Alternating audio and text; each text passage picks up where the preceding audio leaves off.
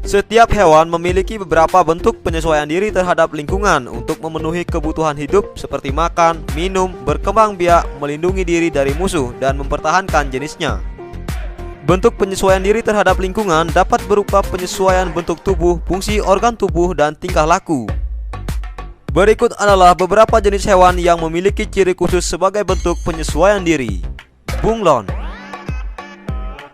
Bunglon adalah hewan reptilia yang dapat berkamuflase, yaitu mengubah warna kulitnya sesuai dengan kondisi lingkungannya. Selain bunglon, ada juga hewan yang tergolong dalam mimikri. Mimikri adalah suatu jenis makhluk hidup yang meniru bentuk fisik atau perilaku jenis makhluk hidup lainnya. Hewan yang bermimikri tidak menyembunyikan diri dari pemangsa, tetapi terlihat lebih buas sehingga membuat pemangsa menjauh. Salah satu contoh hewan yang melindungi dirinya dengan cara mimikri adalah kupu-kupu. Bebek. Bebek merupakan hewan kelompok burung yang hidup di habitat berair, seperti rawa, sawah, dan tambak. Ciri khusus pada bebek sebagai bentuk penyesuaian diri terhadap lingkungan berupa bentuk paruh. Bebek memiliki paruh yang pipih dan lebar. Hal ini bertujuan untuk memudahkan dalam mencari makanan di air atau di lumpur. Selain itu, bebek memiliki bulu yang dilapisi minyak yang berfungsi untuk menjaga bulu-bulu bebek agar tidak basah saat berenang. Bebek juga memiliki kaki yang berselaput, bertujuan untuk memudahkan bebek saat berenang. Kelelawar. Kelelawar memiliki kemampuan ekolokasi, yaitu memancarkan dan menerima pantulan gelombang ultrasonik untuk mendeteksi adanya pergerakan mangsa atau mengidentifikasi keberadaan objek, sehingga kelelawar dapat terbang di malam hari. Selain itu, kelelawar juga memiliki daun telinga yang lebar, memudahkan kelelawar untuk menangkap gelombang bunyi. Selaput pada alat gerak bagian depan memudahkan kelelawar untuk terbang. Katak. Katak merupakan hewan amfibi, yaitu memiliki dua fase kehidupan di darat dan di air. Permukaan kulit pada katak halus, lembab, dan berlendir. Hal ini bertujuan untuk membantu bernapas dalam air. Selain itu, bentuk tubuh katak umumnya lebih kecil dan ramping. Kaki belakang pada katak lebih kuat, panjang, dan berselaput. Hal ini bertujuan untuk memudahkan saat melompat, memanjat, dan berenang. Cicak dan tokek. Cicak dan tokek memiliki kemampuan autotomi, yaitu kemampuan memutuskan ekor untuk mengalihkan perhatian pemangsa. Tokek dan cicak dapat merayap di dinding dan langit-langit karena adanya lapisan perekat pada telapak kakinya. Semut.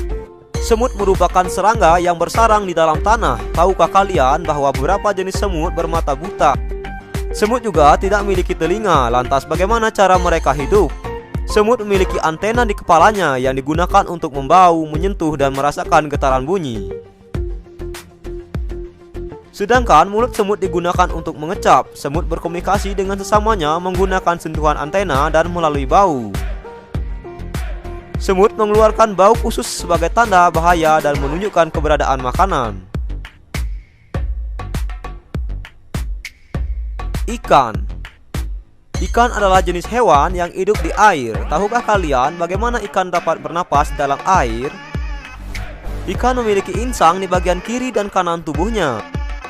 Insang inilah yang berfungsi sebagai alat pernapasan pada ikan di dalam air. Selain itu, ikan juga memiliki sirip yang berfungsi untuk menggerakkan tubuhnya di dalam air, dan ekor ikan berfungsi untuk menentukan arah gerak. Cumi-cumi.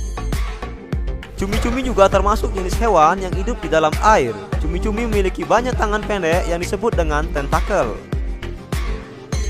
Saat ada pemangsa, cumi-cumi akan menyemprotkan cairan tinta pekat untuk melindungi dirinya. Cumi-cumi juga dapat memancarkan cahaya dari tubuhnya. Kemampuan ini membantu cumi-cumi mencari makanan di malam hari. Mangsanya akan mendekat karena tertarik dengan cahaya yang dipancarkan. Landak. Landak memiliki bulu keras di bagian tubuhnya. Bulu landak mengandung ribuan duri yang dihasilkan dari otot kulit. Apabila diserang musuh, landak akan melarikan diri masuk ke sarangnya. Sarang landak berada di dalam tanah. Namun jika tidak sempat melarikan diri, landak akan menggulung tubuhnya. Bulu kerasnya kemudian mengembang. Seluruh tubuh landak pun dipenuhi duri tajam. Duri itu akan menancap pada tubuh musuh yang menyentuhnya.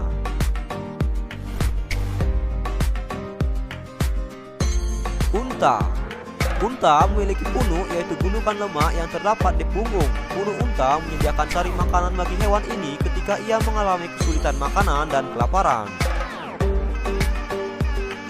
Dengan demikian, unta dapat hidup hingga 3 minggu tanpa air.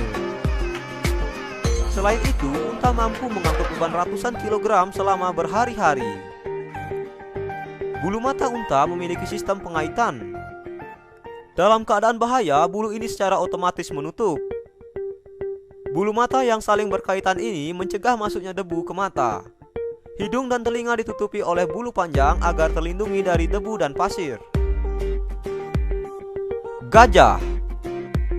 Gajah mempunyai belalai untuk mencari makan. Gajah mempunyai daun telinga yang besar serta kulit yang tebal dan berkerut. Daun telinga yang besar sering berkibas-kibas untuk mengusir hewan kecil yang mengganggunya. Kulitnya yang berkerut berguna untuk memperluas permukaan tubuh sehingga mudah menghilangkan panas tubuh. Bulu yang tumbuh pada tubuhnya pendek dan tipis, jadi gajah tidak akan kepanasan. Terenggiling. Terenggiling mempunyai lidah yang cukup panjang dan lengket yang berfungsi sebagai penangkap mangsa serangga seperti rayap, semut, dan lain-lain. Meskipun mangsa tersebut ada di dalam lubang dengan lidah yang panjang tetap bisa terjangkau. Terenggiling mampu menggulung badannya sehingga menyerupai bola. Ini dilakukan untuk melindungi diri saat ia mendeteksi adanya bahaya.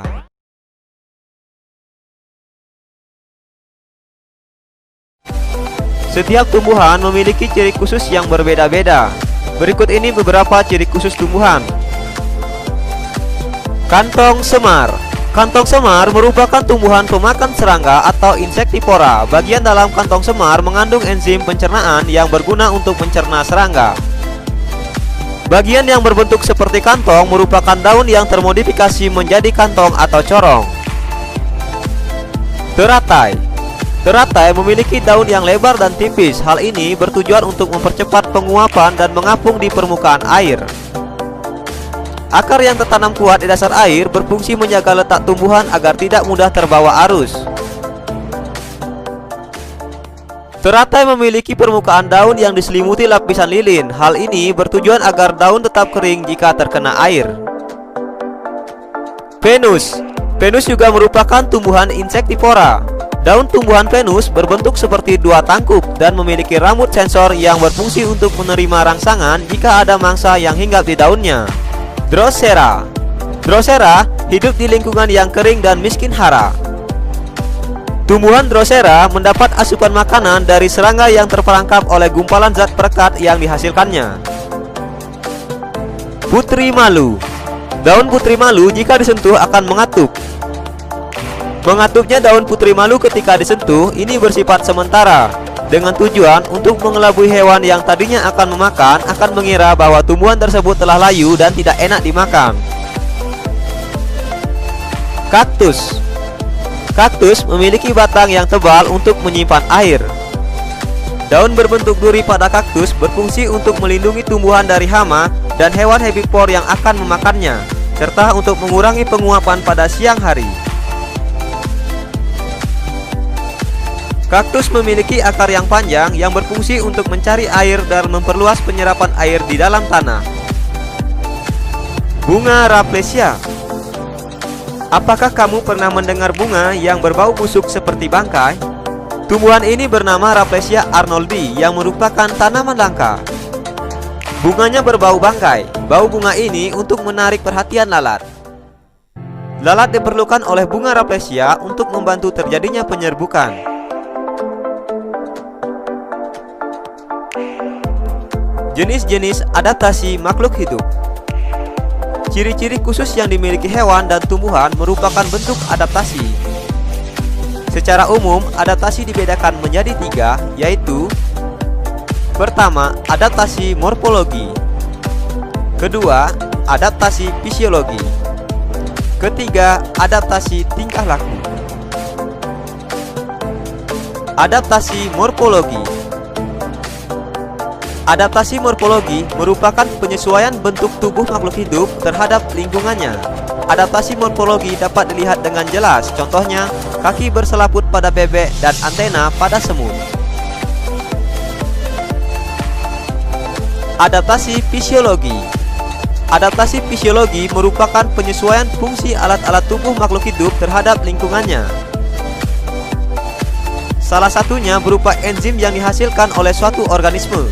Contohnya, bunga rafflesia mengeluarkan enzim untuk menarik serangga. Sementara itu, kantong semar mengeluarkan enzim untuk membunuh serangga. Adaptasi tingkah laku. Adaptasi tingkah laku merupakan penyesuaian berupa perubahan tingkah laku. Contohnya, cicak memutuskan ekornya saat ditangkap musuh. Contoh lain, putri malu mengatupkan daunnya bila disentuh.